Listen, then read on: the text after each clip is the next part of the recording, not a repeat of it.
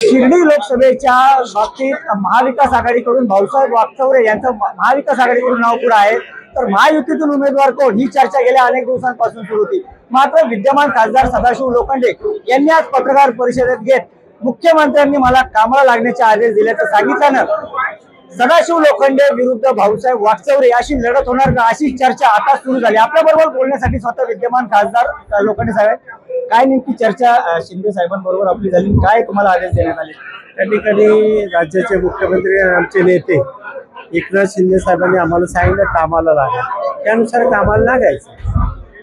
कामाला लागा याचा अर्थ तुमची उमेदवारी त्यांनी निश्चित केली असा आहे? पक्षाचे नेते आहेत आमचे, त्यामध्ये डायरेक्ट आता घोषित झाल्यानंतरच होईल ना, पण पक्षाच्या नेत्यांनी आम्हाला सांगितलं कामाला। दुसरीकडे पाहिलं तर मनसेला ही जागा जाईल ही अशी चर्चा होती, त्याचबरोबर भाजप सुद्धा म्हणत होतं की ही जागा आम्हाला मिळावी। या सगळ्या चर्चांबाबतीत काही मुख्यमंत्र्यांची चर्चा झाली?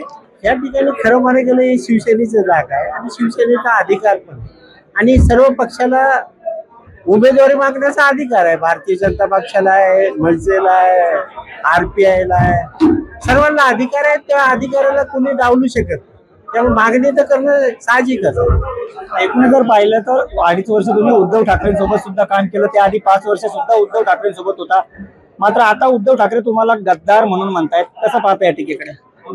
अहो ज्यांनी उमेदवार दिला त्याच्या संदर्भात विचारा ना, ते तूप चोर बोलले, गद्दार बोलले। आम्ही तर बोल महायुतीकडूनच आम्ही उमेदवार होतो, आम्ही कुठच्या पक्षात गेलो नाही ना। युती नरेंद्र मोदींच्याच नावाने उद्धव साहेबांनी पोस्टर दोन, शिवसेना भाजपचे दोन्ही पोस्टर होते, आम्ही कुठे गेलो नाही ना इकडे तिकडं। गद्दार कोणी केली? ते तूप चोरणी केलेली। कोण बोललं तूप चोर? कोण बोललं? नेतेच बोलले ना, त्यामुळे तेच गद्दार बोलले आणि तो आज सावकार कसा झाला?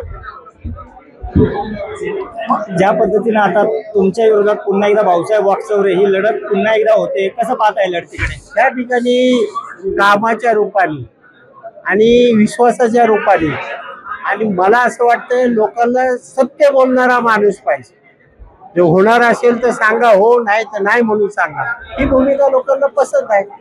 आता तुम्ही खासदार म्हणून काम करत असताना सभा मंडप मध्येच काम नाही आणि तो सक्रिय बोलतो, तो 1,31,00,000 रुपये त्याचं ज्या पंचवार्षिक मध्ये तो खासदार होता अखर्चित निधी मला मिळालेला आहे, म्हणजे किती सक्रिय होता ह्याच्यावरून आपण करा। आणि माझं ओपन चॅनेल आहे की त्या ठिकाणी खासदार निधी सोडून एक काम त्या ठिकाणी त्यांनी दाखवा, मी म्हणेल ते हारायला पाहिजे। दुसरीकडे पाहिलं तर नाशिकचे हेमंत गोडसे जे खासदार आहेत यांना सुद्धा श्रीकांत शिंदेनी उमेदवारी जाहीर केली होती, मात्र काल त्यांना ठाण्यात जाऊन शक्तीप्रदर्शन करण्याची वेळ आली।